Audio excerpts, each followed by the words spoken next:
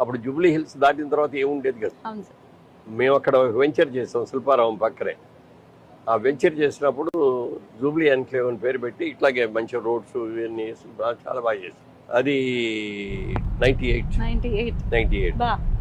అప్పుడు పెట్టి చేస్తే మేము ఎంతకు అమ్మేమో తెలుసండి. అది గజం 750 రూపాయలకి అమ్మాం. ఇవాళ ఎంతో తెలుసా? 3 లక్షలు గజం. అంటే ఎన్ని రెట్లు పెరిగింది.